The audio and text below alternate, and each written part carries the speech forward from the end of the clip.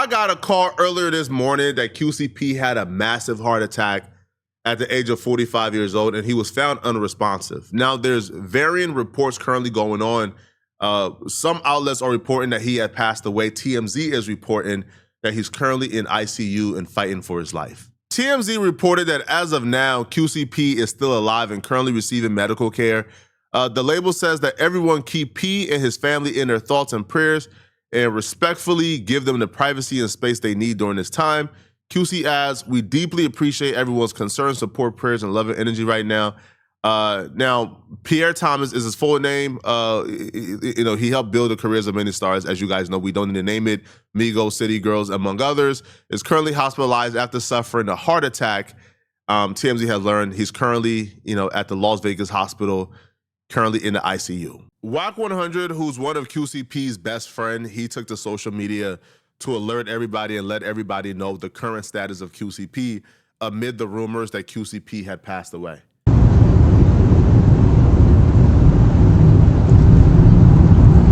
Yo, we got a lot of rumors out there. I guess it done got out.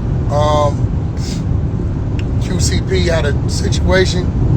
I'm seeing the blogs running with the extreme that he's no longer with us. Totally untrue. He's still alive. He's fighting. So all that QCP is no longer with us. Y'all kill that narrative and put the prayers and the blessings out there. I'll be on the side of him within an hour or so. But let's kill that narrative, man. Bruh stubborn as hell. Any life in him, he gonna fight. And he got life in him, so he fighting. So let's kill that narrative. He's still here. All right, holler at y'all a little later. P is currently fighting for his life, and we all got to be on our knees praying right now. Because if we lose P, this is the biggest loss that hip-hop would have suffered in a very long time. There's not a greater loss than QCP. So right now, he's fighting for his life. We need to be praying. While P is currently going through this, I want to take the opportunity, before we even discuss QCP's contributions to hip-hop, what he has accomplished so far in his life, I want to discuss QCP the person. See, me and P had a run-in at some point about 2 years ago. See, I did a podcast, got to speaking on rumors that were circulating about P, that for the most part, I didn't really know too much about. And it got back to P through a mutual. And the mutual put me and P on the phone. Now, the mutual was upset and hot and mad. So I'm thinking P about to match that energy. Because P is worth $100+ million. P could have made my life a living hell if he wanted to, especially the way I was speaking about him online. And the way, like, the mutual of ours was yelling and screaming and pissed, I thought Q would have had that same temperament. No, his temperament was cool as ice. Cool. We hopped on the phone, and the first thing Q said, bro, like, do you know me? I said, no. Then he pretty much break down, like, yo, you shouldn't be speaking about this and this and this if you don't know me. And he educated me on what the situation was. And he broke things down. And P never yelled at all. Not once during that conversation. He didn't raise his voice not once. He essentially says, man, I'm not worried about this, man. Like, I'm not. Right? But he just wanted to educate me. The person who put us on the phone was more upset than P. And that's when I knew, okay, yeah, this is how he got this far. He got this far because he's a thinker. He got this far, he's a cool temperament. He got this far because he don't really take things personally. This is just the overall good dude. And that brings me back to another incident where we seen P's temperament on full display.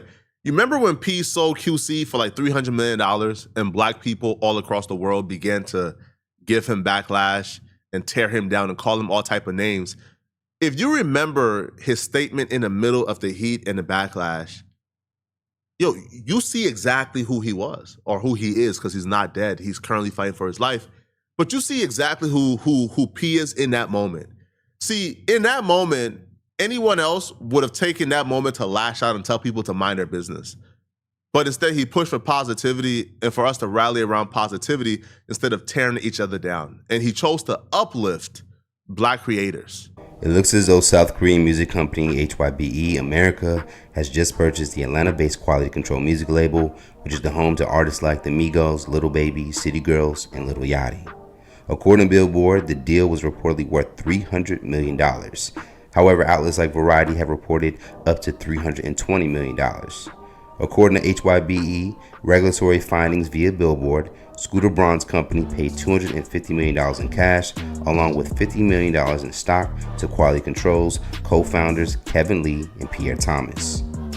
All of HYBE's leaders are entrepreneurs with phenomenal combined history of finding talent and taking it to the next levels. Pierre Thomas.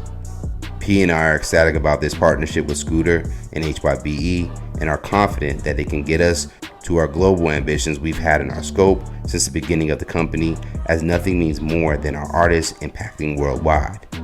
Over many years, Scooter and I have cultivated real trust and a common way of looking at the world and culture. Kevin Lee. The acquisition of Quality Control has received mixed reviews online. QC has always prided itself on being a black-owned business, leaving many to suggest that the company sold out. Wish it stayed black-owned, like he really built that label brick by brick.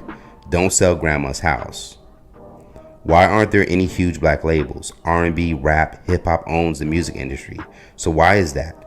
The heavy hitters can't all come together and make some massive label or create a black bank? Quality Control has some of the best artists in hip-hop and sold out for $300 million. In 10 years, they could have been worth billions, could have passed the business down to their children. Because of this criticism, Thomas was compelled to post on Instagram with the caption explaining his thoughts on the matter of being labeled a sellout. I don't usually post long notes, but I recorded some thoughts tonight. There's no value in separation. There's so much more value when people are working together and not hating and taking each other down, especially when you come from nothing. Stop thinking people are selling out. Instead, see people are selling in and see that you are building something to create more for everybody. Black entrepreneurs are not getting these opportunities on a regular basis, and they should be.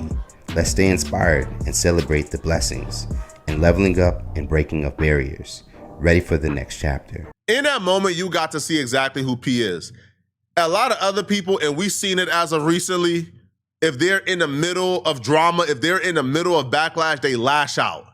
They go off on black people. They denounce their blackness. P didn't do that. No, he rallied around his people. He understood it. He stood in the fight. He took it. That's who P is. A solid, good dude. Now, I want you guys to hear from P's mouth exactly how he built his empire so you can see how inspirational this is. This is a man who was in the streets, but at some point realized the wrongs he was doing was not worth it and wanted to get out the streets. And that led to him putting his money, his resources, and his vision into music, and it ultimately pay off. That I built. Yeah. You know what I'm saying? But the Quality Control is yours. Like, It's how did ours. that come together? I mean, that was your vision, right, P, at first? Yeah, I already had a label, and then Coach, I had sort of gave it up a little bit, but I had this studio, and I called Coach for some advice because, I was just watching how Coach moved, and everybody knew Coach in Atlanta from the Pastor Troy and Young G's and Gucci. And Gucci, he's that's like my brother. That's your partner, So yeah. you know what I'm saying. I sort of seen how I sort of got firsthand on how Coach operated and how he moved. You know what I'm saying. And I had reached out to him. And be honest, it was just a real conversation. I was like, Coach, man, help me get out of these streets. It was just simple as that. You know what I'm saying. Like, I got this studio, but I just need some help. I was just telling him, just come take the studio over and you can have it and just pay me money on it because I was really through with the rap I had done. Made some rookie mistakes, trying to, with my partner that I had before and some of the artists we was trying to develop. And, in this game, ain't nobody gonna really give you the information that you need. So if you out there making mistakes and blowing money and stuff, everybody's just trying to get money. Ain't nobody trying to, guide you into the right direction. Yeah. So I felt like Coach was a solid dude. So I reached out to him and he, it was just simple as that, man, help me get out of these streets. I wanna do this. He was like, man, I got these artists that I'm managing, which was, the Migos. Yeah. And it was like, reach out to Gucci, because Gucci was going through his situation. Right. I mean, he used to talk every day from jail and holler at Gucci.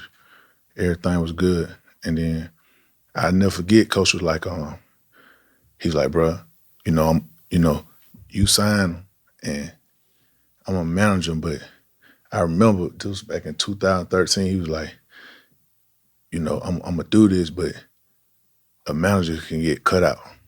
And I guess that comes from some of his past experience. He was like, man, don't worry about it. You know, we'll bust it down or however you want to do it. And we just been rocking there since. Even the name quality control is kind of like a definitive statement. Like, how did that come about? Just the name. man, I'm gonna tell you the real story behind that. Yeah, it's a real one. It's the first label was Dirty Dollar. Right. It was sort of like a street. Me and my partner Dirty, you know, it was sort of like street, bad name and stuff on it. So, not a bad name, but it was just like street. You feel what I'm saying? But it was too street. And coach like, you know, you need to change it up. You feel what I'm saying? He like, you need to make it clean. So he like, what means a lot to you? And I was telling him, you know, I had my best friend. He got killed in 2009, and it was a real situation where both of us was in a situation where both of us got shot, and I lived and I survived, but he didn't. So, you know, that's like my best friend. We called him Q. His name was Q. His name Karan Dennis, but everybody called him Q. So I said, Q. I said, that mean a lot to me. That's like my best friend. I cherish him. He like my guardian angel. And he was like, I'm gonna come up with something. We praying for QCP. Hope Big Dog pull through, man. Hip hop don't need this loss right now. The culture don't need this loss right now. So if you're a prayer warrior, man, hop on the hotline, pray for P, and let's get him through this, man. Y'all let me know in the comment section, what do you guys think about this?